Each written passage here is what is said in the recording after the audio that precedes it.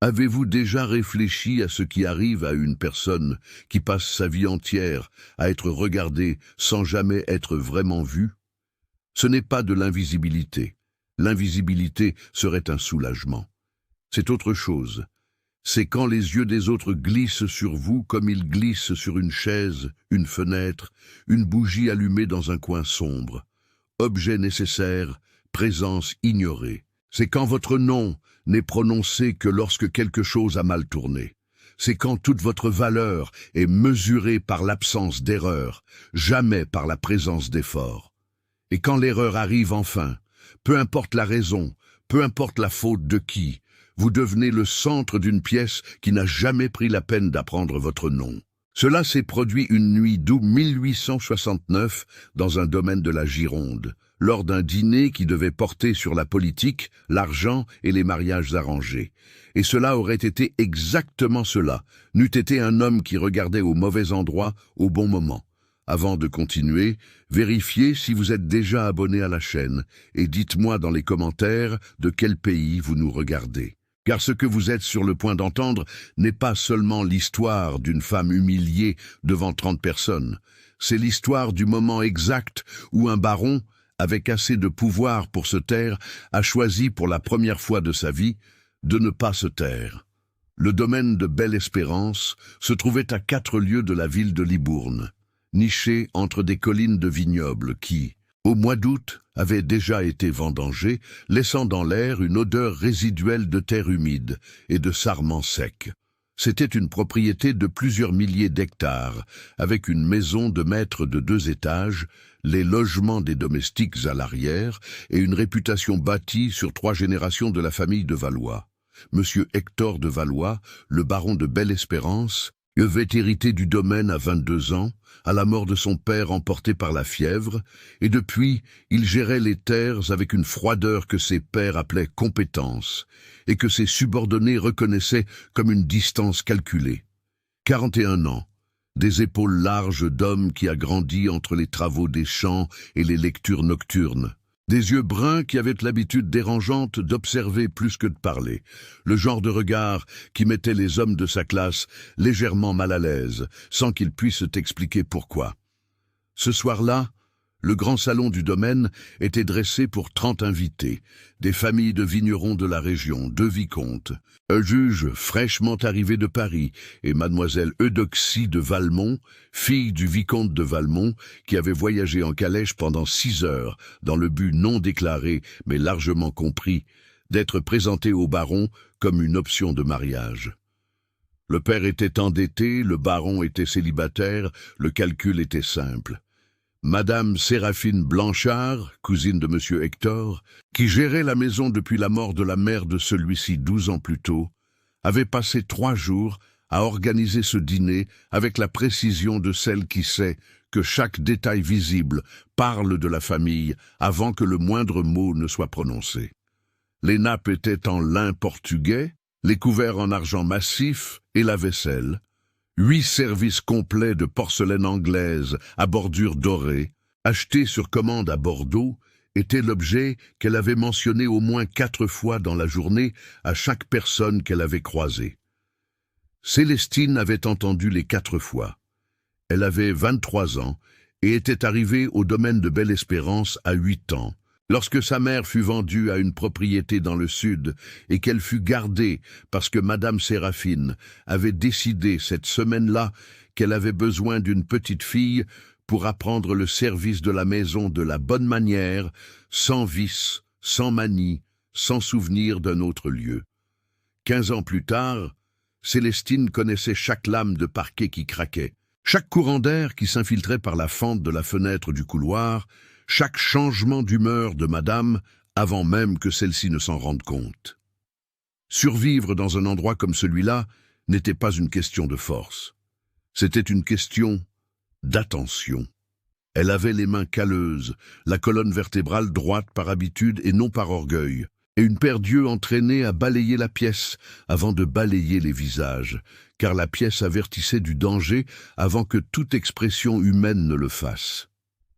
Cet après-midi-là, avant le coucher du soleil, elle avait allumé les 43 bougies du salon, une par une, vérifier la température du consommé de volaille aux pommes de terre qui serait le premier plat, et plier les serviettes dans la forme que Madame Séraphine lui avait montrée pour la 10e fois ce mois-ci, et reçu l'instruction finale avec le silence habituel.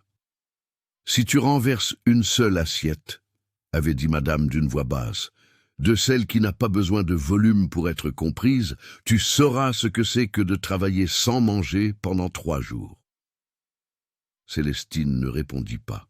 Elle avait appris que le silence dans ces moments-là n'était pas de la soumission, mais de l'économie.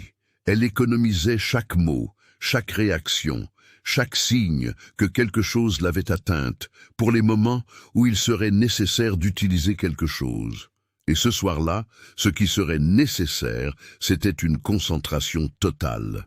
Le dîner avait commencé à 20h et durait depuis 1h30 lorsque Célestine prit le plateau avec les 8 assiettes creuses. Le consommé était à la bonne température. La vaisselle disposée avec exactitude. Elle équilibra le poids sur ses 2 bras, ajusta sa posture et entra dans le salon par le côté gauche, comme on le lui avait ordonné, de manière à longer le côté de la table sans croiser le champ de vision direct de M. Hector en bout de table. Le baron était en conversation avec le juge. Des mots épars lui parvenaient tandis qu'elle marchait. Loi, Paris, ventre libre, proposition. Elle ne réagit pas au contenu. Il n'était pas prudent de réagir à un quelconque contenu dans un tel espace, mais elle enregistra. Célestine enregistrait toujours. Elle était à 3 pas de la première chaise lorsque cela se produisit. Ce ne fut pas un trébuchement, ni une négligence. Ce fut un contact latéral sur son coude droit, trop délibéré pour être un accident et trop rapide pour être identifié par quiconque regardait à plus de 2 mètres de distance. Le poids du plateau se déplaça vers la gauche, en une fraction de seconde, et Célestine fit ce que n'importe qui aurait fait. Elle tenta de compenser. Mais avec 8 assiettes pleines, aucune compensation n'est possible.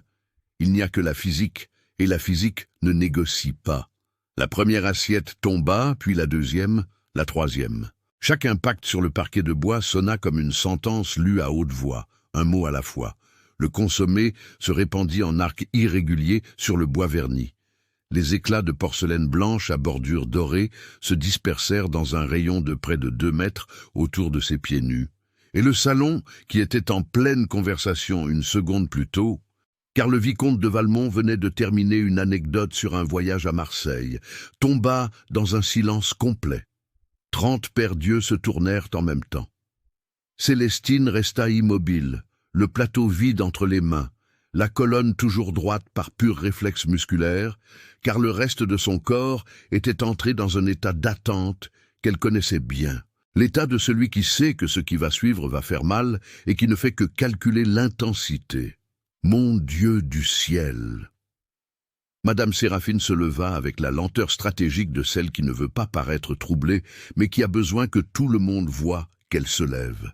Elle marcha vers Célestine, les épaules droites et le sourire fermé de celle qui s'apprête à faire quelque chose de désagréable, avec la conscience tranquille de celle qui croit que c'est nécessaire. 30 ans que ma famille possède cette vaisselle dans ce domaine. Elle s'arrêta à moins d'1 mètre, pas besoin de s'approcher davantage. La distance était calculée pour que tout le monde entende sans qu'elle ait l'air de crier.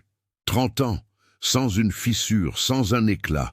Et toi, en une seule nuit, en un seul moment d'inattention, tu détruis ce qui n'a pas de prix et ne peut être remplacé. Célestine baissa les yeux. Ce n'était pas de la faiblesse. C'était la seule réponse qui ne pouvait pas être retournée contre elle. Les yeux baissés ne donnaient pas matière à l'escalade. « Regarde-moi quand je te parle. » Elle leva les yeux. « Tu rembourseras chaque centime, peu m'importe comment, peu m'importe quand, mais tu rembourseras. » De quelque part à table, elle ne localisa pas d'où, vint un rire court, étouffé, mais suffisamment audible pour confirmer que tout le salon participait, même ceux qui regardèrent leurs propres assiettes, avec le malaise discret de ceux qui préfèrent ne pas voir, mais qui n'interviendront pas non plus. Célestine enregistra le rire sans bouger un muscle de son visage.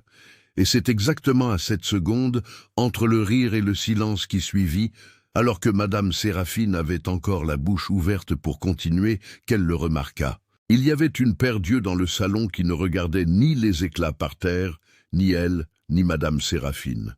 Ils regardaient le côté droit de Célestine, le point exact d'où le contact était venu, avec une attention calme et totale qui ne correspondait pas à l'expression de quelqu'un qui vient de voir un accident domestique. Monsieur Hector de Valois n'avait pas bougé depuis la première assiette cassée. Les doigts qui étaient sur son verre de vin s'étaient immobilisés. Ses épaules n'avaient pas pivoté en direction de la confusion, comme celle de tous les autres. Son regard était allé droit, chirurgical, à l'endroit qui importait. Et quiconque connaissait le baron, quiconque avait passé assez de temps à observer son fonctionnement, reconnaissait ce que cette immobilité signifiait. Ce n'était pas de l'indifférence, c'était l'exact opposé de l'indifférence. C'était le silence de celui qui vient de prendre une décision. La nuit était encore loin d'être terminée, et Célestine, debout au milieu des éclats de porcelaine anglaise, ne savait pas encore que l'homme le plus puissant de cette salle venait de choisir de prêter attention au mauvais endroit, au bon moment, pour tout changer. Mademoiselle Eudoxie de Valmont avait 19 ans, une robe de soie couleur ivoire, importée du port, et le réflexe conditionné de celle qui a été élevée pour transformer n'importe quelle situation en avantage social. Avant que le dernier éclat n'ait cessé de glisser sur le parquet, elle s'était déjà tournée vers M. Hector avec une expression de consternation calculée. Sourcils légèrement froncés, lèvres entr'ouvertes, la performance exacte de celle qui est désolée de ce qui s'est passé, mais pas assez troublée pour perdre sa contenance. « Quel dommage !» dit-elle d'un volume qui atteignait le baron sans atteindre toute la salle. « Une telle vaisselle ne se trouve plus. » M. Hector ne répondit pas, ne tourna pas la tête dans sa direction. Ses yeux restaient fixés sur le même point, le côté droit de Célestine, l'espace entre la deuxième et la troisième chaise de la table où quelque chose s'était produit trop vite pour être nommé, mais assez lentement pour être vu par celui qui prêtait attention au bon endroit. Le juge Rambert, assis à la gauche du baron, remplit son propre verre de vin sans que personne ne l'ait demandé et reprit la conversation sur la loi de Paris comme si le bruit des assiettes avait été un tonnerre lointain, inconfortable, mais pas suffisant pour interrompre le dîner d'un homme de sa position. C'était la réaction de celui qui a appris que la meilleure façon de ne pas s'impliquer dans la gêne d'autrui est de prétendre que la gêne n'a pas eu lieu. La moitié de la table suivit son exemple. Les conversations reprirent à voix basse, prudentes, avec le soin particulier de ceux qui savent qu'ils sont observés tout en feignant de ne pas observer. Les couteaux recommencèrent à toucher les assiettes, les verres furent levés, la normalité fut réinstallée comme un meuble repoussé à sa place après un nettoyage, au même endroit, mais légèrement désaligné pour qui connaissait le marquage original. Célestine était toujours immobile au milieu des éclats quand Juliette apparut par la porte latérale de la cuisine avec un chiffon plié sur le bras et un petit seau à la main. Juliette avait une quarantaine d'années. C'était la plus ancienne de la maison après Célestine, et elle avait développé au fil des décennies le don d'apparaître aux bons endroits sans que personne ne l'appelle. Non par intuition, mais par un système d'écoute personnelle qui fonctionnait à travers les murs. Elle ne regarda pas Célestine en s'agenouillant pour commencer à ramasser les éclats. Ce n'était pas de la froideur, c'était de la protection. Regarder directement quelqu'un en situation de punition publique dans une maison comme celle-là, c'était prêter de la visibilité à qui avait besoin d'invisibilité. Et toutes deux le savaient sans avoir besoin d'en discuter. Madame Séraphine était retournée à sa chaise. Mission accomplie. La correction avait été appliquée, vue, enregistrée par le bon groupe. Rester debout à côté de Célestine plus longtemps aurait été excessif, et l'excès ne correspondait pas au style de madame. Elle reprit sa place à table, avec la même lenteur calculée qu'à l'aller, accepta le verre de vin que son mari lui offrit, et se joignit à la conversation la plus proche, comme quelqu'un qui reprend une broderie interrompue. Célestine recula de 2 pas, puis de 2 autres, jusqu'à disparaître par la porte latérale derrière Juliette. Personne dans la salle ne commenta sa sortie. Personne n'en avait besoin. L'épisode avait été clos par Madame Séraphine elle-même, avec l'efficacité de celle qui ferme une parenthèse. La cuisine du domaine était une pièce séparée du corps principal de la maison par un couloir de 3 mètres, une construction courante dans les propriétés de la région pour contenir le risque d'incendie. La nuit, avec le poêle à bois encore chaud après la préparation du dîner, l'atmosphère avait une chaleur humide qui collait à la peau et faisait sentir à l'air la fumée, la graisse de porc et l'anis du consommé qui restait dans une casserole couverte sur la plaque. Célestine entra, posa le plateau vide sur la table en bois sombre et resta un moment immobile, les mains à plat sur la surface. Ce n'était pas du repos. C'était le geste de quelqu'un qui a besoin de sentir quelque chose de solide tout en organisant ce qui s'était passé au cours des 5 dernières minutes. Juliette entra juste après, vida les éclats de vaisselle dans une caisse en bois dans un coin et s'essuya les mains sur son tablier sans cérémonie. « Qui était-ce » demanda Célestine, voix basse, sans drame. La question de celle qui sait déjà qu'il y a eu intention et qui veut seulement confirmer l'auteur. Juliette ne répondit pas tout de suite. Elle alla jusqu'à la casserole de consommé, souleva le couvercle, le rabaissa. Puis elle dit, sans regarder, « La jeune servante de Madame Perpétue, celle qui est venue avec la famille du vicomte. » Célestine acquiesça une fois. Ce n'était pas une surprise, c'était une confirmation. La jeune servante de Madame Perpétue était une domestique emmenée comme accompagnatrice de la famille du vicomte, assez jeune pour agir sur ordre et assez âgée pour savoir ce qu'elle faisait. Quelqu'un avait ordonné. La jeune fille avait exécuté. « Pourquoi ?» demanda Célestine, mais elle formulait déjà la réponse avant de terminer la question. « Parce que tu sers le baron depuis 15 ans et que la fille du vicomte est arrivée aujourd'hui. » La logique était directe. Célestine, qui servait à la table d'honneur, qui connaissait les goûts du baron, qui savait l'angle exact auquel il préférait que son verre soit positionné.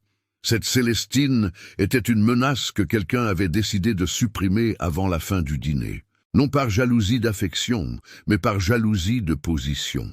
Dans un environnement où la proximité avec le pouvoir était la seule monnaie de valeur, 15 ans de présence invisible pouvaient soudainement paraître 15 ans d'influence accumulée. Célestine sortit de la cuisine avec un 2e chiffon et un seau propre. Il y avait encore du consommé dans le couloir d'entrée, une trace que Juliette n'avait pas atteinte. Elle alla nettoyer, parce que c'était ce qu'il y avait à faire, et parce que rester immobile dans la cuisine à analyser ce qui s'était passé ne changeait aucune des variables qui comptaient.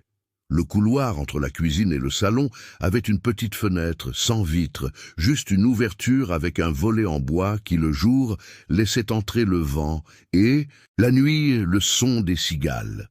Célestine était agenouillée sur le sol du couloir, passant le chiffon humide sur le bois taché de consommé, quand elle entendit des pas dans le salon. Des pas lourds, réguliers.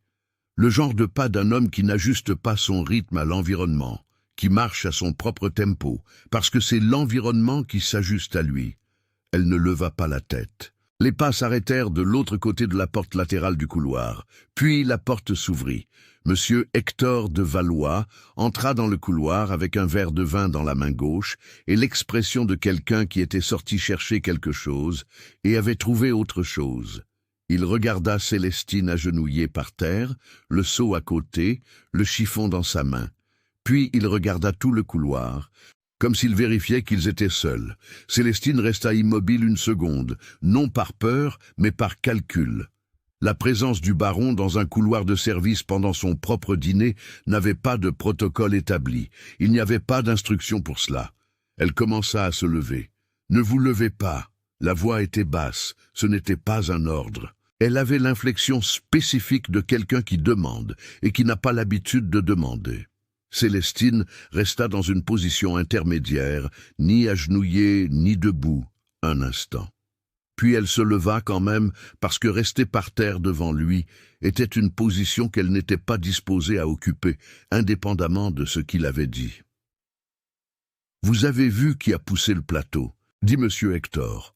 Ce n'était pas une question. Célestine ne répondit pas. « Je l'ai vu aussi, dit-il. » Le silence entre les deux phrases dura le temps exact d'une respiration. « Demain matin, vous me direz le nom. » Célestine le regarda, non de côté, non rapidement, mais directement, avec le genre de contact visuel qu'une servante ne devrait pas maintenir avec un baron et qu'elle maintint pendant 2 secondes entières avant de baisser le regard.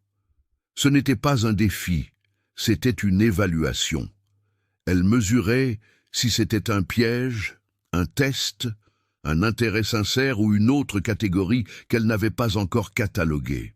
« Avec tout mon respect, monsieur, » dit-elle de la voix qu'elle utilisait quand elle avait besoin que les mots arrivent sans interférence de ton. Le nom ne change rien à ce qui s'est passé. Monsieur Hector resta silencieux un moment, puis dit quelque chose qu'elle n'attendait pas. Non, mais il change ce qui se passera après. Il quitta le couloir avec les mêmes pas qu'à son entrée. La porte se referma, les cigales continuaient. Le consommé, sur le sol, avait suffisamment séché pour que le chiffon ne fasse plus de différence. Mais Célestine continua de passer le chiffon quand même pendant quelques secondes de plus, parce qu'elle avait besoin de quelque chose à faire de ses mains pendant qu'elle décidait de ce que cette conversation venait d'ouvrir. De retour dans le salon, M. Hector reprit sa chaise comme s'il n'était jamais parti. Le vicomte de Valmont était au milieu d'une deuxième anecdote. Mademoiselle Eudoxie riait au bon moment.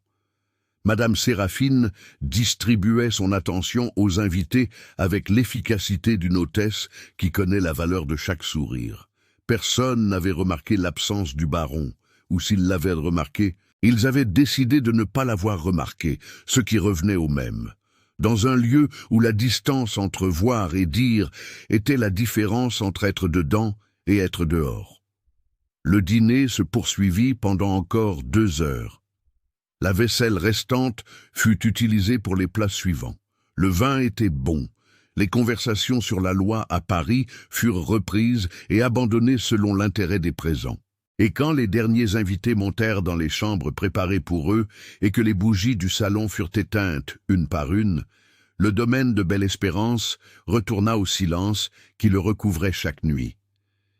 Mais quelque chose avait changé de position dans cette maison. Ce n'était pas visible, ça n'avait pas encore de nom. C'était juste la sensation que Célestine connaissait bien, parce qu'elle avait survécu 15 ans en y prêtant attention, que le sol était légèrement différent sous ses pieds, que l'équilibre qui avait existé jusqu'à cette nuit s'était déplacé de quelques centimètres dans une direction que personne n'avait choisie consciemment et qu'il n'y avait aucun moyen de le repousser. Célestine ne dormit pas. Quand le feu de la cuisine crépita avant le lever du soleil, elle avait déjà pris une décision. Elle ne savait juste pas encore si c'était la bonne. Elle était assise au bord de sa paillasse, les genoux pliés et le dos appuyé contre le mur entorchi, quand Juliette se réveilla, se tourna sur le côté et dit, sans ouvrir les yeux, « Tu vas donner le nom ?» Ce n'était pas une question. Célestine ne répondit pas, se leva, plia son drap et alla à la cuisine pour allumer le second fourneau.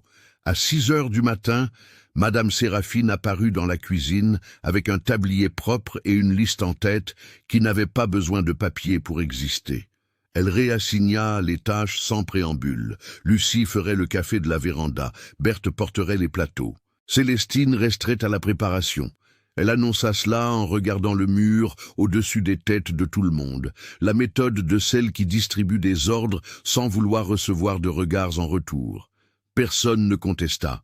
Célestine commença à éplucher des pommes de terre. Ce qui changea ne fut pas le travail, mais l'espace. Juliette lavait des casseroles à 2 mètres de distance et n'ouvrit pas la bouche en 40 minutes, ni pour demander du sel, ni pour commenter le temps, ni pour faire le genre de bruit de présence que les deux avaient l'habitude de maintenir pendant le service du matin. Berthe faisait de même. Elle entrait, prenait un plateau, sortait, revenait sans croiser le regard de Célestine une seule fois. Ce n'était pas de l'hostilité, c'était une distance de précaution, l'éloignement instinctif de celui qui ne sait pas ce qui est sur le point de se passer, mais qui reconnaît l'odeur de conséquences dans l'air. Ce fut lors du 3e voyage de Berthe à la véranda que l'information arriva, jetée sur la table avec le plateau vide. Le baron a demandé du café dans son bureau. Des gougères, il a demandé que tu les lui portes. Madame Séraphine était sur le seuil de la porte. Le muscle de sa mâchoire se contracta une fois, se relâcha. Elle regarda Célestine pendant 2 secondes, non avec une colère ouverte, mais avec le genre d'attention qui précède une décision, et dit seulement « porte-les ». Avant de monter avec le plateau, Célestine passa par l'office pour prendre les gougères, qui avaient été laissées enveloppées dans un torchon de coton encore tiède. L'office se trouvait à côté du couloir menant à l'escalier. Un couloir étroit avec une fenêtre haute qui, en août, laissait entrer la lumière blanche du matin et le bruit lointain des ouvriers dans les vignes commençant leur journée. Elle était en train d'emballer les pains quand elle entendit des voix dans le couloir. Elle reconnut l'une d'elles, le vicomte de Valmont, avec l'élocution traînante d'un homme qui a grandi en croyant que le monde a l'obligation d'attendre qu'il finisse ses phrases. L'autre voix était plus basse, plus pressée, un de ses fils peut-être, ou un membre de la suite qui était arrivé avec les calèches. Célestine ne sortit pas de l'office. Elle resta immobile, le torchon entre les doigts. Pas avant d'avoir parlé à Séraphine, disait le vicomte de Valmont. Elle comprend ce qui est en jeu. Elle a toujours compris. L'autre voix dit quelque chose qu'elle ne put distinguer. « Hector ne bougera pas de sitôt, » continua le vicomte. « Il est lent dans ces choses-là. Il pèse trop le pour et le contre avant d'agir. C'est le temps dont nous avons besoin. » Les pas continuèrent dans le couloir et montèrent l'escalier. Célestine attendit que le son des pas disparaisse complètement avant de sortir de l'office. Elle comprend ce qui est en jeu, elle a toujours compris. Madame Séraphine et le vicomte, ce n'était pas une nouvelle alliance, c'était une ancienne alliance réactivée. Célestine monta l'escalier avec cette information chargée sur le plateau, et les deux avaient un poids différent. Célestine monta l'escalier, le plateau en équilibre sur son avant-bras gauche, et frappa à la porte du bureau avec les jointures de sa main droite. 2 coups. Le bois était plus épais ici que dans le reste de la maison. Il étouffait le son, gardait ce qui se passait à l'intérieur. « Entrez !» Monsieur Hector était debout près de la fenêtre, non assis à son bureau comme elle l'avait imaginé. Il tenait une lettre ouverte à la main et regardait les vignobles au dehors avec l'expression de quelqu'un qui relit une phrase difficile. Quand elle entra, il plia la lettre et la rangea dans la poche de son veston. Célestine posa le plateau sur le bureau. Elle allait se retirer quand il dit « Fermez la porte ». Elle ferma, resta debout près de la porte. « Asseyez-vous. » « Je préfère rester debout, monsieur. » Monsieur Hector la regarda. Ce n'était pas de la contrariété, c'était une évaluation rapide et directe. Il tira sa propre chaise sur le côté du bureau et s'assit, les plaçant tous les deux en position latérale, sans la table entre eux comme barrière. « Vous avez pensé au nom ? Oui. Et vous avez décidé de ne pas le donner. J'ai décidé d'écouter d'abord ce que monsieur allait en faire. » Il prit la tasse de café, but, la reposa, sans se presser. « La jeune fille qui a poussé le plateau est partie tôt ce matin, dit-il, avec la famille du vicomte. Ils sont partis avant le café. » Célestine resta silencieuse. Cela changeait le calcul. Cela n'éliminait pas la question, mais en déplaçait le poids. « Celui qui a commandé la jeune fille est toujours ici ?» demanda-t-elle. « Oui. » Alors, le nom a toujours de l'importance. Monsieur Hector acquiesça une fois. « Le vicomte n'est pas venu ici pour présenter sa fille, dit-il. Sans préambule, sans construction, directement. Il est venu pour faire pression sur mon vote dans une question qui est discutée à Paris. Il y a une proposition sur les enfants à naître. Les enfants de servantes naîtraient libres. Le vicomte a intérêt à ce que cette proposition meure avant d'arriver au vote. » Du couloir, de l'autre côté de la porte, un pas. Puis, le silence. Tous deux l'entendirent. Monsieur Hector ne bougea pas, Célestine non plus. Le pas ne se répéta pas. Ça pouvait être Berthe revenant de la véranda. Ça pouvait être Madame Séraphine. Ça pouvait être n'importe laquelle des personnes qui circulaient à cet étage le matin. Ou ça pouvait être quelqu'un qui s'était arrêté 30 secondes, 40. Monsieur Hector se leva, alla à la porte, l'ouvrit d'un coup. Le couloir était vide, mais le tapis en sisal, qui était toujours aligné contre le mur gauche, était légèrement déplacé, 2 paumes hors de sa place, comme si quelqu'un avait reculé assez vite pour créer une friction. Il regarda le tapis une seconde, referma la porte, retourna à sa chaise. « Le nom ?» dit-il. Célestine le dit.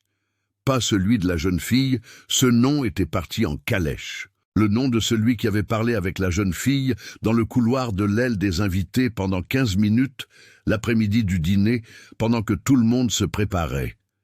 Monsieur Hector l'écrivit sur un papier, le plia, le garda. « Pourquoi me racontez-vous cela ?» demanda Célestine. « Sur la proposition, sur le vicomte. Parce qu'à partir d'aujourd'hui, vous serez observé dans cette maison, dit-il sans adoucir ses propos, par des gens qui voudront savoir ce que vous savez. Et je préfère que vous en sachiez assez pour reconnaître quand on vous teste. Je ne suis pas une employée, monsieur. » Sa voix n'avait pas de colère. Elle avait la précision d'un couteau bien aiguisé. Je n'ai rien à perdre sous la pression. Monsieur Hector resta immobile un moment, puis il acquiesça de la tête une fois, le geste de celui qui reçoit une correction, et ne prétend pas ne pas l'avoir reçue. « C'est vrai, » dit-il sèchement, sans ajout. C'était la 2e fois, en moins de 12 heures, que l'homme le plus puissant de ce domaine était d'accord avec elle à voix haute. Célestine prit le plateau. « Une chose, » dit-il alors qu'elle était déjà à la porte. Elle attendit. La redistribution des tâches de ce matin. Tout revient à la normale demain. Elle descendit, entra dans la cuisine par le couloir de service avec le plateau vide et la colonne vertébrale droite.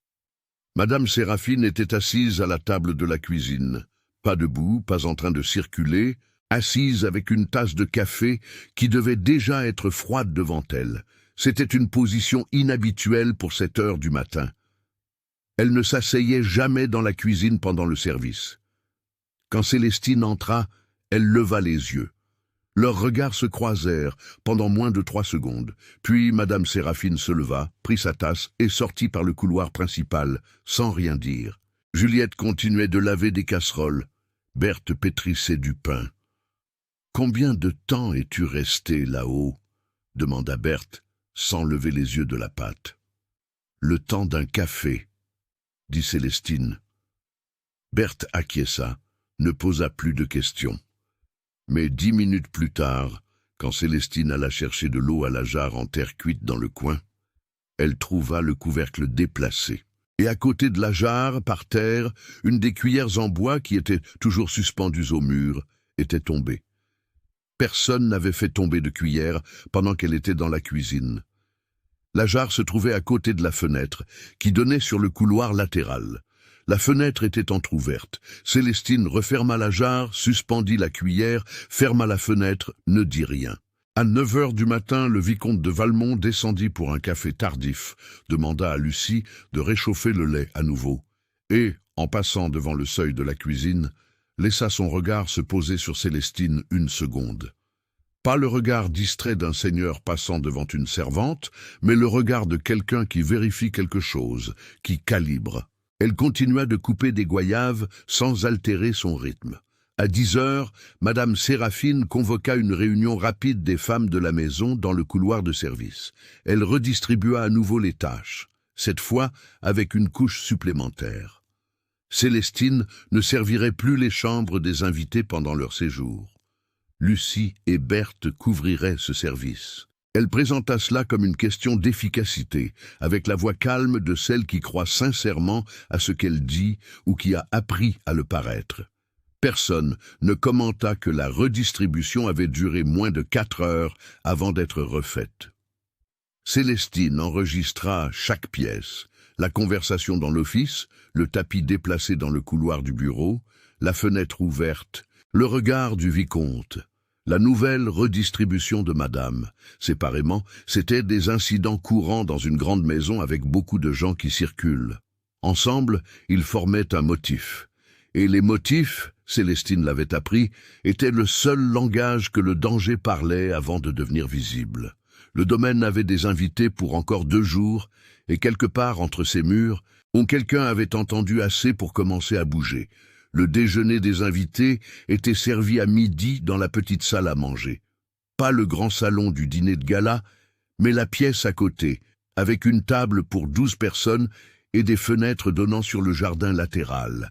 C'était un espace d'usage quotidien, sans cérémonie de couverts en argent, sans vaisselle anglaise, beurrier en faïence, verres en verre épais, nappe en coton brodé. Madame Séraphine assigna les places à 11h30.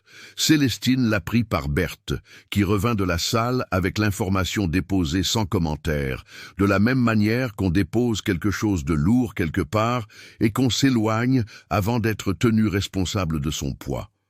Madame t'a mise au service du côté gauche de la table. Le côté gauche était celui où s'asseyaient les invités principaux, où s'asseyait le vicomte de Valmont, où s'assiérait mademoiselle Eudoxie.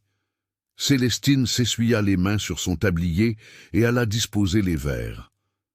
Mademoiselle Eudoxie de Valmont arriva au déjeuner avec 5 minutes de retard, un temps calculé, pas une négligence. Elle portait une robe en coton bleu, assez simple pour être qualifiée d'informelle et assez bien coupée pour ne pas être qualifiée de négligée. Elle avait 19 ans et la contenance de quelqu'un qui a été entraîné à fonctionner dans des environnements hostiles sans que l'environnement ne le sache. Elle s'assit à la gauche de son père, regarda l'espace autour d'elle avec le mouvement rapide de quelqu'un qui fait l'inventaire. Et quand Célestine arriva avec le plat de poulet au gombo, mademoiselle Eudoxie suivit le service avec une attention qui n'était pas une attention au plat. « Comment vous appelez-vous » demanda-t-elle. C'était la question interdite par la logique de l'environnement, non par une règle déclarée, mais par la convention non écrite que les dames ne demandent pas les noms des servantes pendant le service à table, de la même manière qu'elles ne commentent pas le temps avec le four. 3 personnes à table entendirent. Aucune des 3 ne réagit visiblement. « Célestine, madame, Célestine !» Mademoiselle Eudoxie répéta le nom comme quelqu'un qui en teste la prononciation. « Vous servez ici depuis combien de temps ?»« 15 ans, madame. »« Alors, vous connaissez bien la maison ?» Ce n'était pas une question. C'était la première pièce d'une conversation que Célestine reconnut comme une conversation de collecte. Le genre d'échange où une partie pose des questions qui semblent cordiales et l'autre fournit des réponses qui semblent inoffensives. Et ce n'est qu'à la fin qu'on voit ce qui a été construit avec les fragments. Mademoiselle Eudoxie avait 19 ans, mais elle avait été formée par quelqu'un qui comprenait la valeur de poser des questions qui ne ressemblent pas à des questions. Célestine servit les gombos sans répondre, recula d'un pas et continua le tour de la table. De l'autre côté, Madame Séraphine avait cessé de parler avec le juge pendant 3 secondes exactes. Célestine compta avant de reprendre la conversation. Le vicomte mangea peu et parla beaucoup. Il avait l'habitude de poser des questions à l'espace général de la table, sans regarder personne en particulier, ce qui créait une compétition silencieuse pour savoir qui répondrait en premier. Il posa des questions sur la récolte, sur les prix du vin à Libourne, sur la qualité de la route menant à la ville. Monsieur Hector répondit par des phrases courtes. Ce n'était pas de l'hostilité, c'était le rythme de quelqu'un qui n'a aucun intérêt à combler le silence par courtoisie. J'ai entendu dire que monsieur envisageait quelques changements dans l'administration du domaine, dit le vicomte, sur le ton désinvolte de quelqu'un qui commente le temps. Intéressant, dans un moment comme celui-ci. Tout domaine a besoin d'une révision périodique, dit monsieur Hector. Bien sûr, bien sûr. Le vicomte prit son verre. Je me demande seulement si le moment est propice, avec tout ce qui se discute à Paris. C'est précisément pour cela, dit monsieur Hector. La phrase resta en suspens, sans explication. Le vicomte attendit la suite qui ne vint pas, sourit les lèvres fermées et retourna à son assiette. Célestine était à côté de la fenêtre, attendant le moment de débarrasser les plats. Elle avait entendu chaque mot. Plus important encore, elle avait vu le vicomte de Valmont regarder rapidement Madame Séraphine après la réponse du baron, moins d'une seconde. Le genre de regard qui n'existe que pour confirmer que l'autre personne a également enregistré. Madame Séraphine regardait sa propre assiette. La conversation de l'après-midi eut lieu sur la véranda arrière entre mademoiselle Eudoxie et Juliette, et Célestine l'apprit 40 minutes plus tard par Juliette elle-même, alors qu'elle rinçait la vaisselle dans le bac extérieur. « Elle m'a demandé combien de temps tu dors par nuit, » dit Juliette sans préambule. Célestine continua de rincer le verre qu'elle avait à la main. « Elle a demandé si tu as l'habitude de rester éveillé, si tu sors de la chambre la nuit. Qu'as-tu dit ? Que je dors profondément et que je ne sais pas ce que font les autres. » Ah, c'était la bonne réponse, et toutes deux le savaient. Célestine posa le verre sur l'égouttoir. « Elle a demandé quelque chose sur le baron ?» Juliette mit une seconde à répondre. « Elle a demandé s'il a l'habitude de se promener dans la maison la nuit. » Célestine s'essuya les mains. La question de mademoiselle Eudoxie n'était pas de la curiosité, c'était de la cartographie. La fille du vicomte était en train de construire un plan de la maison qui n'était pas fait de murs et de pièces, mais de routine, de présence, d'horaire. Et elle avait choisi Juliette, parce que Juliette était la plus ancienne et que les anciennes parlent plus. Sauf que Juliette avait appris au fil des décennies exactement combien il fallait parler. « Merci, » dit Célestine. « Pas besoin, » dit Juliette et elle rentra. Le test vint à 15 heures, sous la forme d'une demande que Madame Séraphine livra avec le naturel de quelqu'un qui demande quelque chose d'absolument ordinaire. « Le vicomte veut du thé. Porte-le dans sa chambre. » La chambre des invités principaux se trouvait dans le couloir nord du 2e étage. Célestine avait été retirée du service des chambres ce matin-là par Madame Séraphine elle-même, et maintenant on l'envoyait exactement là-bas. Elle prépara le thé, le mit sur un plateau avec 2 biscuits secs et monta. La porte de la chambre du vicomte était entr'ouverte. Elle frappa quand même. « Entrez, Zuhed !» Le vicomte de Valmont était assis dans un fauteuil près de la fenêtre avec un livre fermé sur les genoux. Le livre fermé était un détail que Célestine nota, car un homme qui lit ne ferme pas son livre avant d'être interrompu, il le ferme après. Il avait entendu les pas dans le couloir et fermé le livre avant qu'elle ne frappe. Il attendait. « Vous pouvez laisser ça là. » Il désigna la table d'appoint sans regarder le plateau. Célestine le posa. Elle allait sortir quand il dit « Vous êtes allé parler à Hector ce matin. » Ce n'était pas une accusation, c'était une constatation, sur le ton de quelqu'un qui énonce quelque chose qu'il sait déjà et qui vérifie si l'autre personne va confirmer ou esquiver. « Le baron a demandé du café dans son bureau, monsieur. »« Oui. » Une pause. « Et vous y êtes resté plus longtemps que le temps que prend habituellement un café ?» Célestine le regarda, ne détourna pas le regard, ne pressa pas sa réponse, ne remplit pas le silence de mots inutiles. Elle attendit. « Hector est un homme de bonnes intentions, » dit le vicomte, sur le ton de quelqu'un qui fait un compliment qui contient un avertissement. Mais les bonnes intentions créent parfois des situations difficiles pour les gens autour, surtout pour ceux qui ont moins de mobilité. « Excusez-moi, monsieur, » dit Célestine. Elle sortit avant qu'il ne puisse répondre.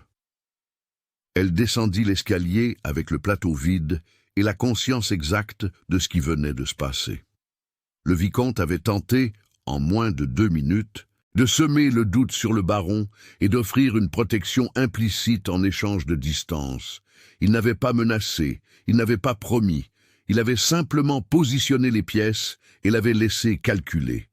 C'était le mouvement de quelqu'un qui fait cela souvent et qui sait que la plupart des gens calculent dans le sens de la peur. Monsieur Hector était dans le couloir quand elle arriva au pied de l'escalier. Il n'était pas immobile. Il marchait en direction du salon, d'où venait le son du juge Rambert, discutant de quelque chose avec un des fils du vicomte. Il vit Célestine, vit le plateau vide, et pendant une seconde, ils se trouvèrent dans le même espace, sans personne d'autre entre eux. Il ne demanda rien, elle ne dit rien non plus. Mais avant qu'il n'entre dans le salon, Célestine dit, de la voix basse de quelqu'un qui commente le temps, « Le vicomte aime son thé corsé. » Monsieur Hector s'arrêta une demi-seconde, puis entra dans le salon sans se retourner. C'était tout ce qui devait être dit, et tous deux savaient que c'était tout. La nuit, après que les invités furent montés, Célestine balaya le couloir nord, un service qui n'était pas le sien, qui avait été redistribué ce matin-là, mais que Lucie avait laissé à moitié fait, avec le balai appuyé contre le mur et sans explication. Elle balaya parce que la saleté ne disparaissait pas, parce qu'elle était de la responsabilité de quelqu'un d'autre. En balayant, elle passa devant la chambre du vicomte. La porte était fermée, mais sous elle, il y avait une fente de lumière, une bougie allumée, quelqu'un d'éveillé, et le son bas de deux voix qu'elle n'essaya pas de distinguer, parce que distinguer n'était pas nécessaire. Madame Séraphine était montée 20 minutes avant les autres. Célestine finit de balayer, rangea le balai et alla dormir avec l'information à sa place. Pas à la place de la peur, ni de la certitude, mais à la place des choses qui ont besoin d'un jour de plus pour révéler ce qu'elles sont. Le domaine avait encore un jour d'invité, et la maison, qui avait fonctionné pendant 15 ans à une cadence prévisible, tournait maintenant sur un axe légèrement différent. Toujours le même axe, toujours la même maison, mais avec un poids redistribué d'une manière que tout le monde sentait et que personne n'avait encore nommé à voix haute. Le matin du deuxième jour, avant qu'aucun invité ne descende, Célestine se rendit au baraquement des ouvriers. Ce n'était pas une habitude. Elle dormait à l'arrière de la grande maison depuis des années, une position qui n'était pas un privilège, mais une commodité pour quelqu'un qui devait être disponible à toute heure. Et les baraquements se trouvaient à 300 mètres du corps principal du domaine, au-delà de la cour, au fond du vignoble bas.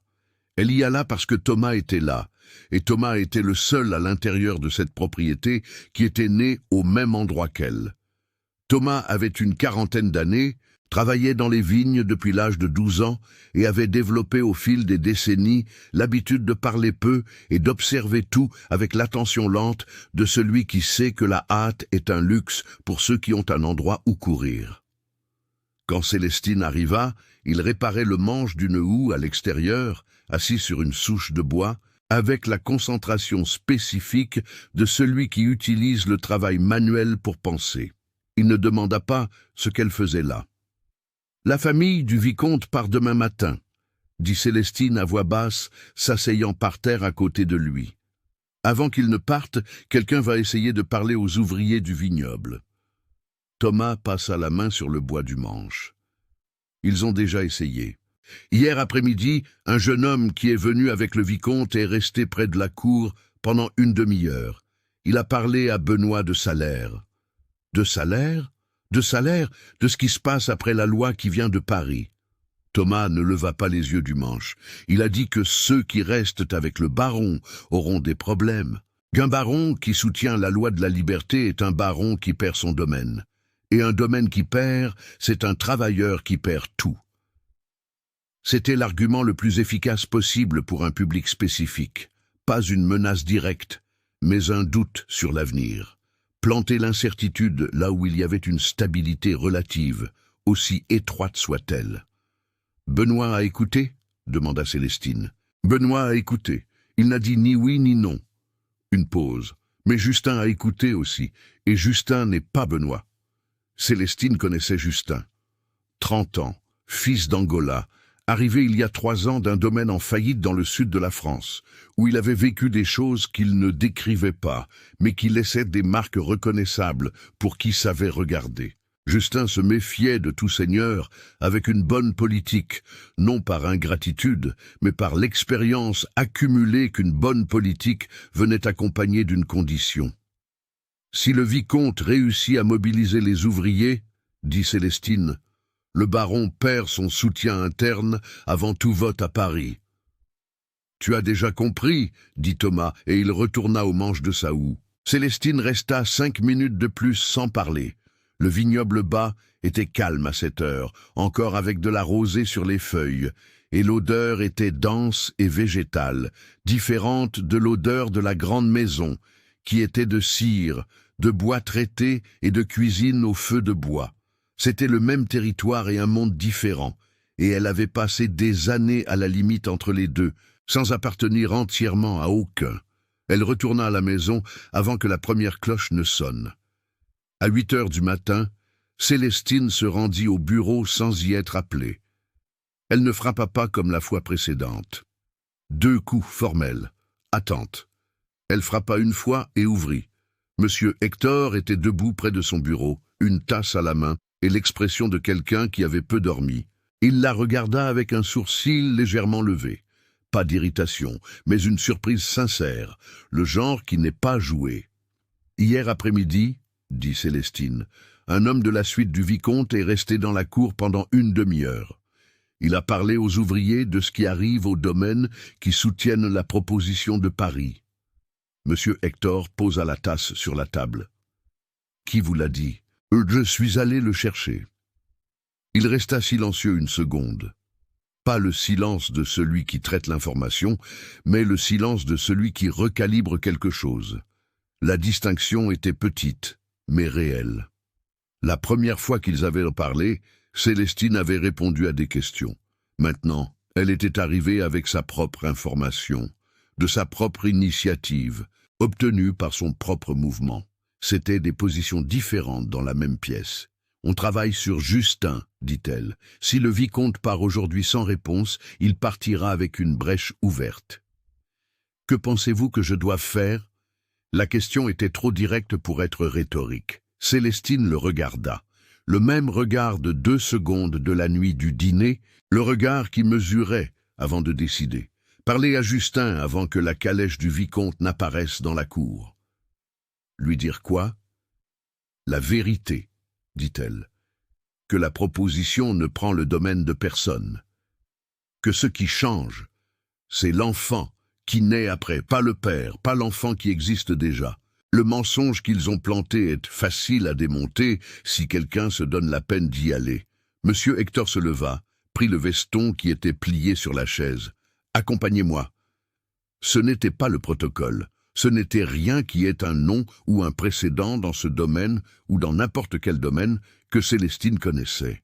Un baron et une servante marchant ensemble à travers la cour en direction du vignoble bas un matin d'août avant le petit déjeuner des invités. Madame Séraphine les vit de la fenêtre de la salle de couture. Célestine nota la fenêtre, ne la regarda pas. Justin était à la fin de la file qui attendait la distribution des outils pour la journée. Monsieur Hector alla directement à lui. Il ne l'appela pas, n'envoya pas le chercher, il y alla. Cela seul changea la géométrie de l'espace. Les autres ouvriers s'écartèrent légèrement, non par ordre, mais par le réflexe de ceux qui reconnaissent que quelque chose d'imprévu se produit. La conversation dura 11 minutes. Célestine resta à 2 mètres, hors de portée de voix, assez proche pour être vue comme présente, ce qui était en soi une déclaration de position qu'aucune des 2 parties n'avait verbalisée. Elle n'entendit pas ce qui fut dit, mais elle vit Justine écouter. Elle vit sa posture passer de fermée à attentive, pas convaincue, attentive, ce qui était le premier pas vers la conviction quand la personne a des raisons de se méfier. Quand M. Hector revint, il ne dit pas ce qu'il avait dit. Célestine ne demanda pas non plus. Ils retournèrent à la maison par le même chemin, avec le même silence qu'à l'aller. Et c'était un silence différent du silence de 2 étrangers. C'était le silence de 2 personnes qui venaient de faire quelque chose ensemble et qui étaient encore en train de digérer le fait qu'elles l'avaient fait. L'erreur de mademoiselle Eudoxie se produisit au déjeuner d'adieu. Elle avait mal calculé la table, ou avait bien calculé et sous-estimé la variable qu'elle ne contrôlait pas. Le juge Rambert était assis à côté de M. Hector, et la conversation entre les deux avait pris une tournure qui n'était clairement pas celle que le vicomte avait prévue en organisant les places. Parce que le vicomte de Valmont était à l'autre bout de la table, trop loin pour intervenir, sans être manifestement interventionniste.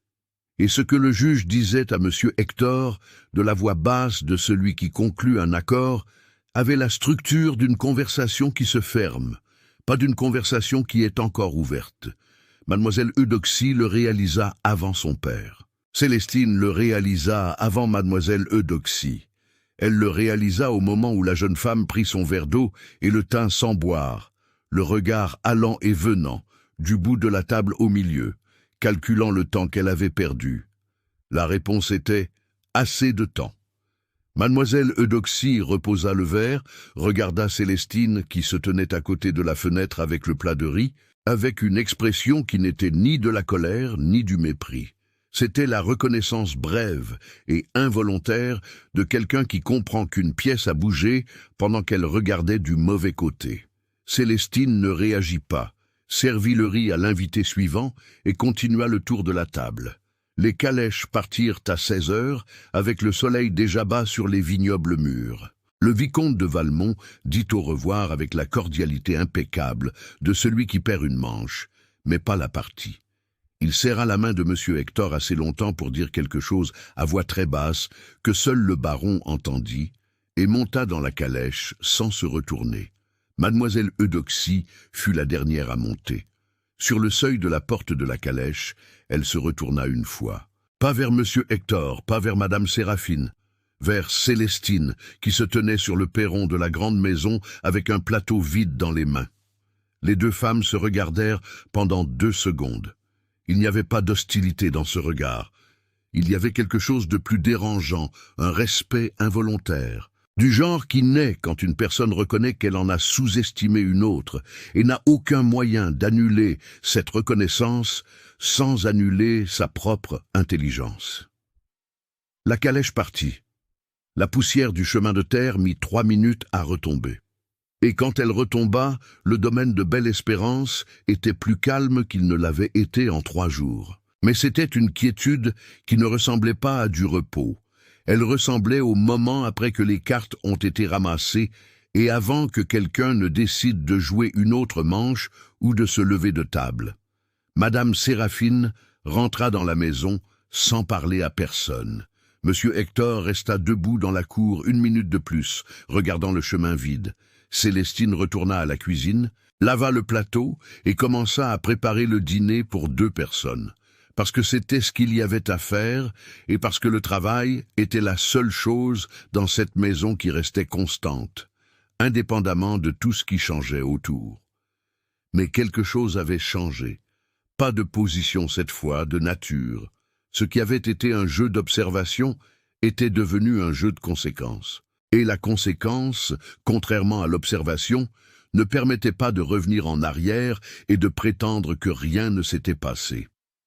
La lettre arriva 4 jours après le départ des calèches. Elle ne vint pas par la poste régulière, mais par un messager privé, un homme à cheval qui entra par le portail du domaine à 14 heures avec une enveloppe scellée adressée à M. Hector de Valois et l'instruction de la remettre en main propre. Célestine était dans le jardin latéral, taillant les pieds de menthe, quand le cheval passa sur le chemin central. Elle ne vit pas le visage du messager, mais elle vit l'enveloppe dans la poche extérieure de la selle, un papier épais couleur ivoire, sans marque visible. Elle vit aussi Madame Séraphine à la fenêtre du 2e étage, voyant la même chose. Monsieur Hector lut la lettre dans son bureau, la porte fermée. Il ne convoqua personne, n'envoya pas chercher le juge Rambert, qui était resté au domaine 3 jours de plus après le départ du vicomte, discutant des détails de la proposition. Il lut, plia, rangea dans le tiroir qu'il gardait fermé à clé. Quand il sortit du bureau pour le dîner ce soir-là, son visage était neutre, avec l'effort spécifique de quelqu'un qui est neutre exprès. Pas de naturel, mais du contrôle. Célestine nota la différence, ne dit rien.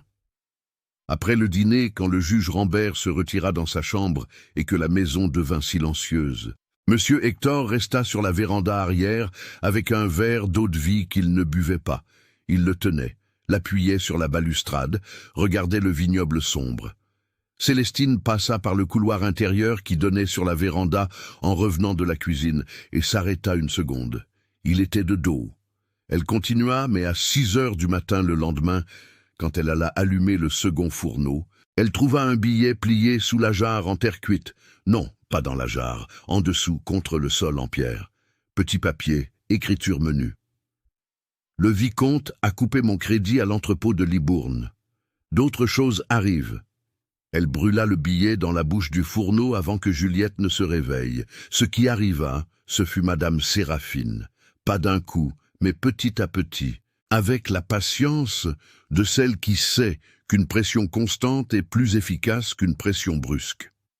Cela commença le 3e jour, après la lettre, avec une redistribution du travail qui semblait un ajustement raisonnable. Célestine aiderait désormais au service du vignoble les matins de récolte résiduelle, en plus de ses fonctions à la maison. Le double service n'était pas une punition déclarée, c'était une accumulation. Célestine accepta sans commentaire et se rendit au vignoble le lendemain matin.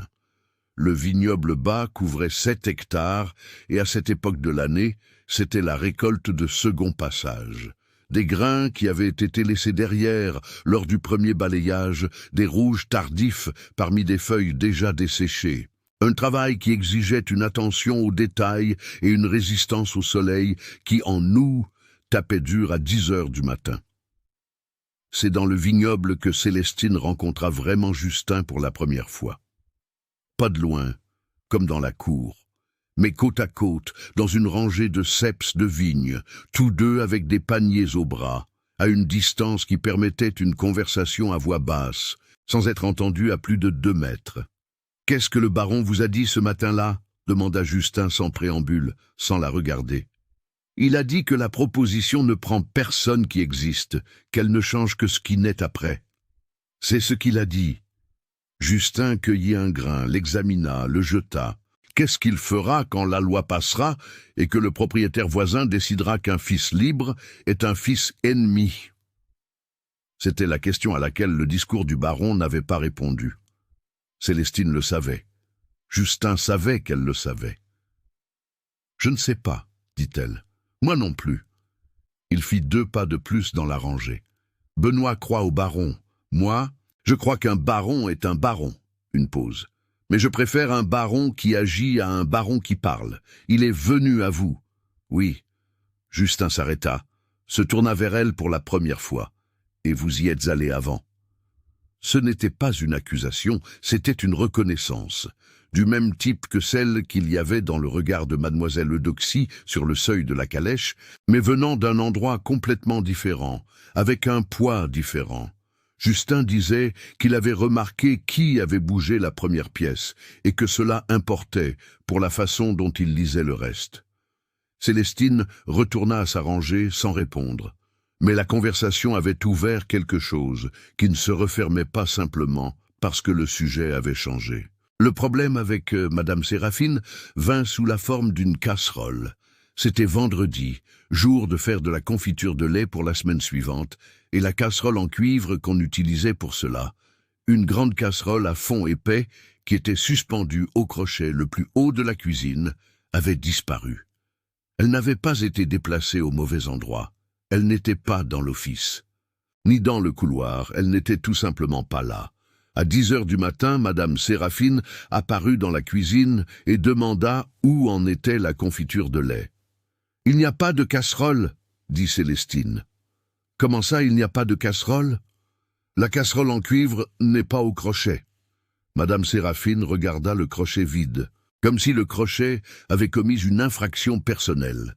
Puis elle regarda Célestine avec l'expression de quelqu'un qui avait déjà décidé de la version des faits qu'elle préférait et qui vérifiait simplement si l'autre personne allait contester. « Vous l'avez rangée ailleurs ?»« Non. »« Alors elle a disparu toute seule ou quelqu'un l'a prise. » Le silence entre les deux dura 4 secondes.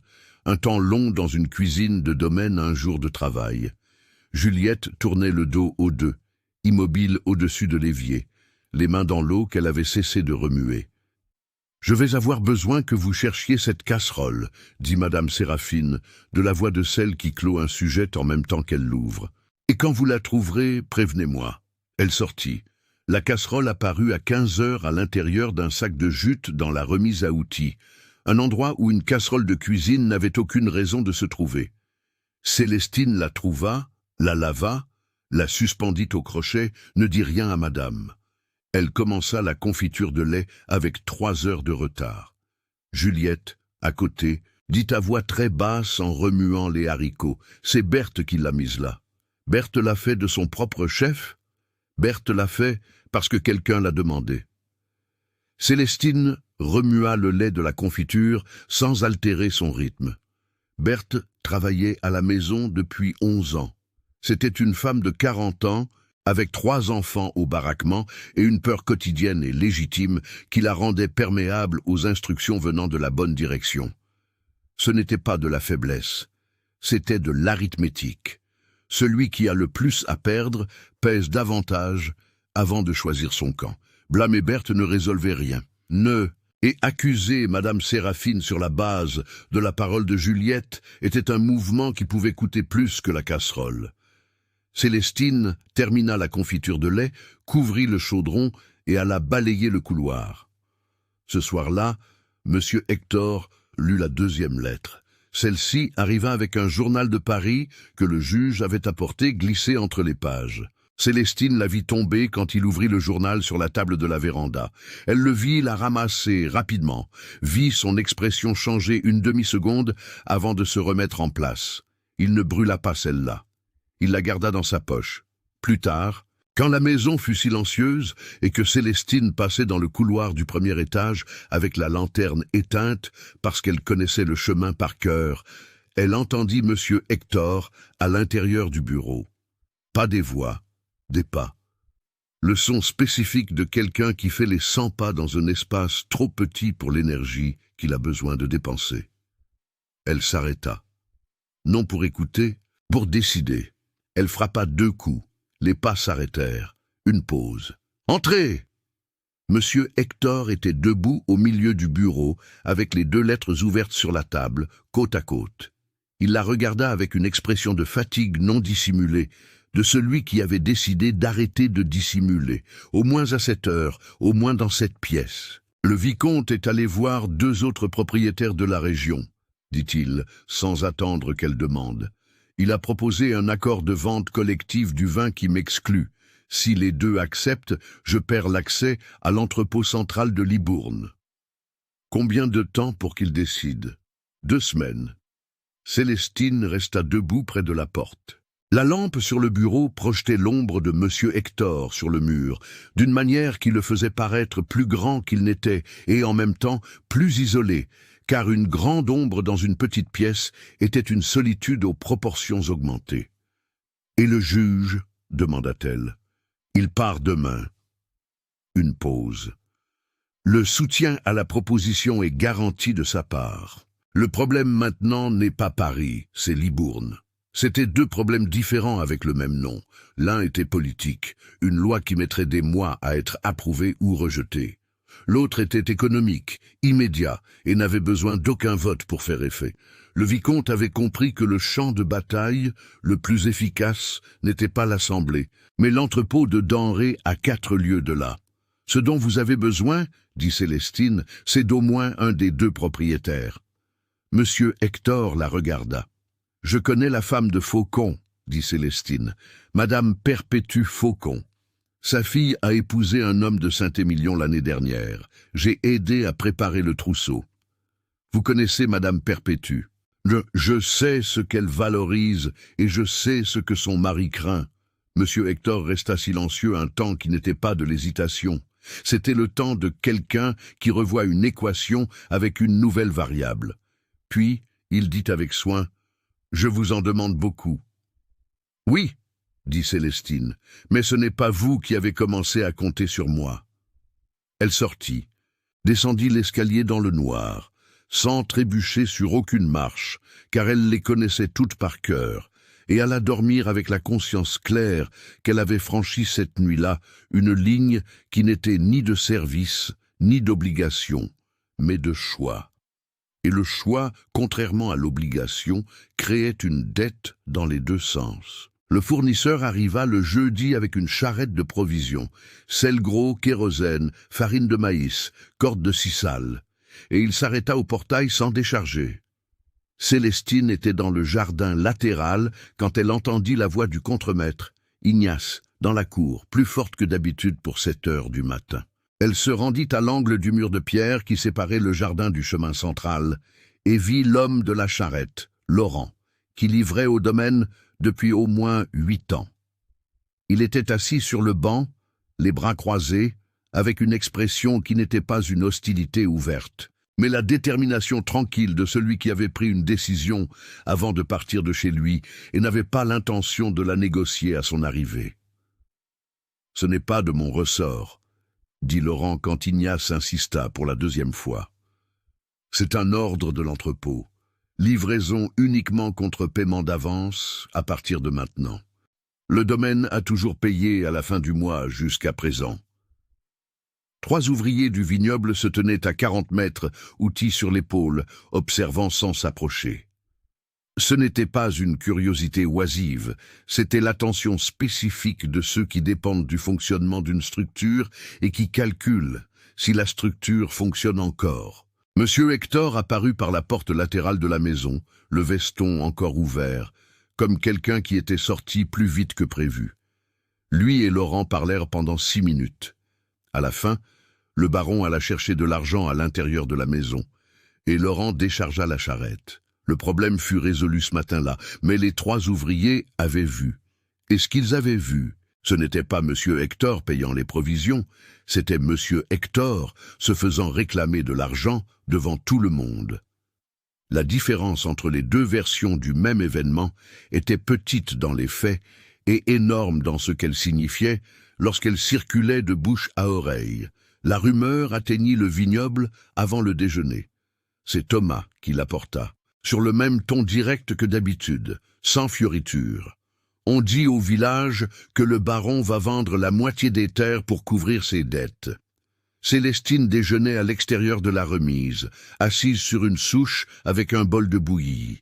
Elle mangea une autre cuillerée avant de répondre « Qui l'a dit en premier ?» Personne ne sait qui l'a dit en premier. C'est déjà une version qui circule, plus une source.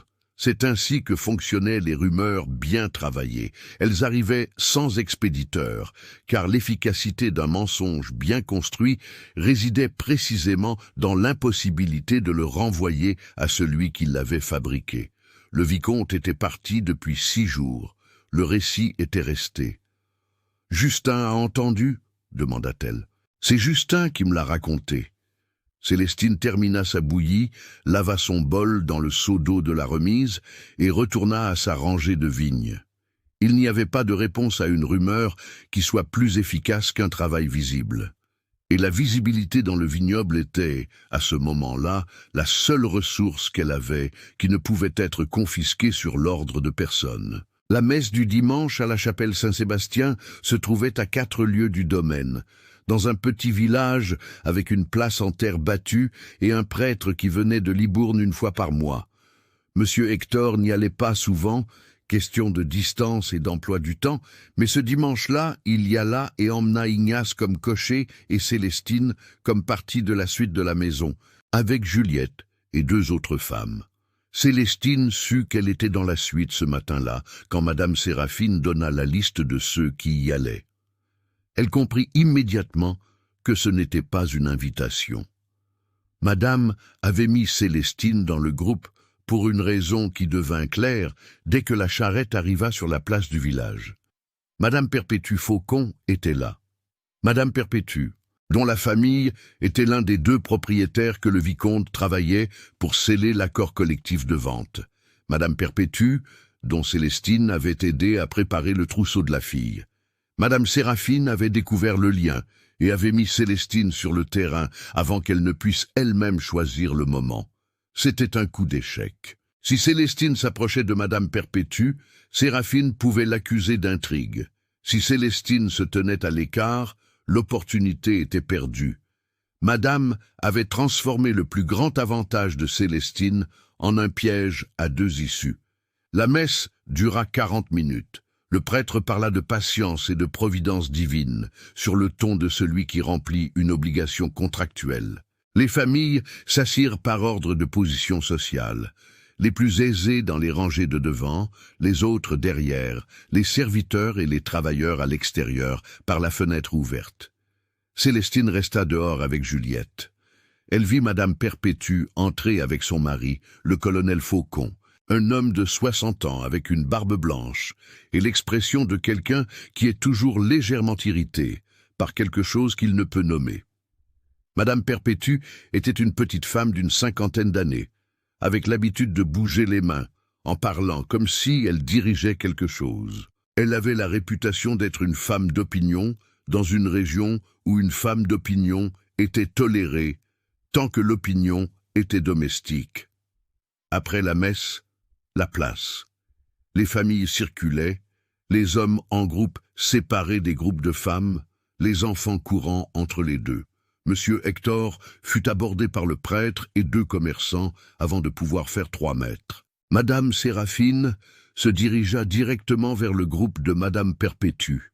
Célestine resta à 16 mètres, près de l'abreuvoir en pierre où les femmes de la maison attendaient, et observa sans pouvoir entendre.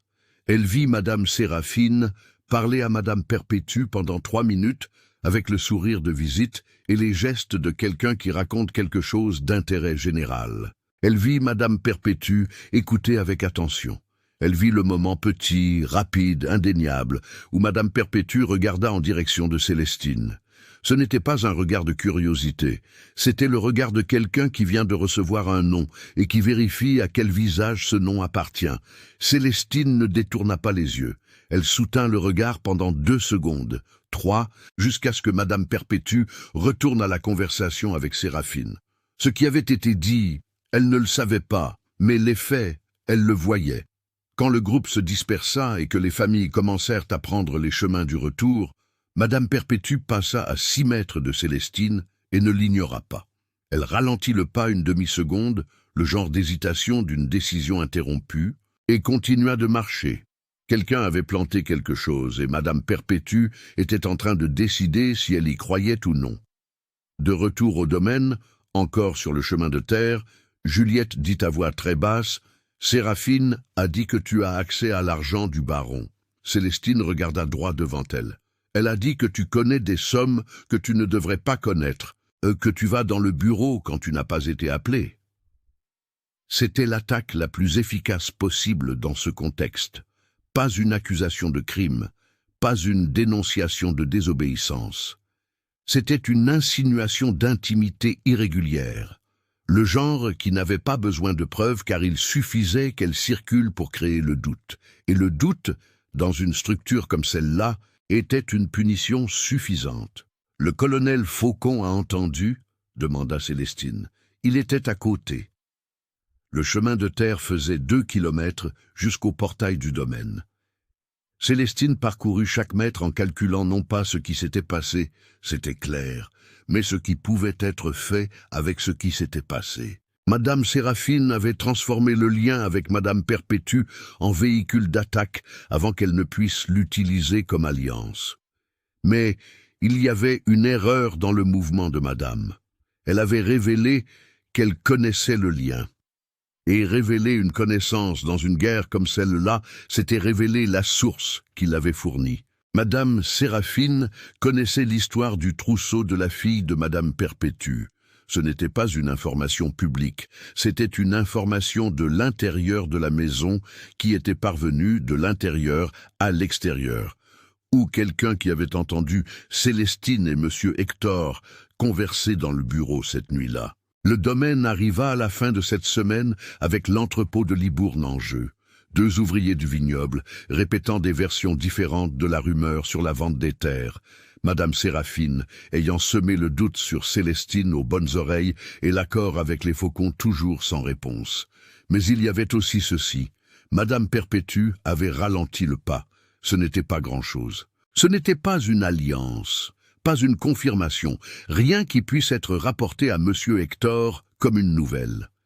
C'était juste le constat qu'une femme d'opinion, en passant devant Célestine sur un chemin de terre, après avoir entendu une histoire sur elle, avait hésité avant de continuer à marcher. Et l'hésitation, quand elle vient de quelqu'un qui est habituellement décidé, était le seul type d'ouverture qui n'avait pas besoin d'invitation. Et vous qui avez suivi cette histoire jusqu'ici, qu'en pensez-vous? Célestine devait-elle continuer, sachant que chaque pas coûtait plus que le précédent? Croyez-vous qu'il y a un point où le risque personnel dépasse toute alliance possible, ou que des gens comme elle n'ont pas le luxe de faire ce calcul? Laissez votre opinion dans les commentaires, car cette question est encore réelle pour beaucoup de gens aujourd'hui, dans des contextes différents, mais avec la même mathématique du pouvoir. Et si cette histoire vous a vraiment touché, partagez-la avec quelqu'un qui a besoin de l'entendre. Abonnez-vous à la chaîne et activez la cloche pour ne pas manquer ce qui va suivre. Commentez ici le mot Célestine si vous êtes arrivé jusqu'au bout et que vous voulez voir la suite. Chaque commentaire aide la chaîne à grandir. C'est le café qui maintient cette histoire en vie. Merci du fond du cœur d'être resté jusqu'ici. Célestine n'était l'héroïne d'aucune histoire que quelqu'un se serait donné la peine d'écrire en 1869. Elle n'avait pas de titre, pas de nom de famille enregistré à la mairie, pas le droit de partir le jour où elle déciderait que le coût était trop élevé.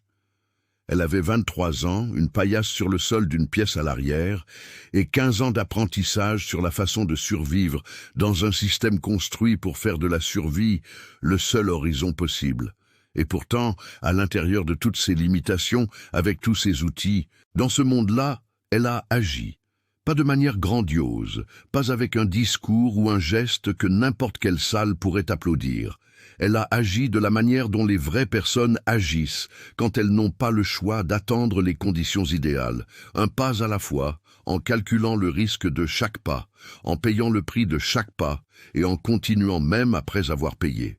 La première chose que l'histoire de Célestine nous enseigne est que l'intelligence sans pouvoir n'est pas une faiblesse, c'est une ressource différente.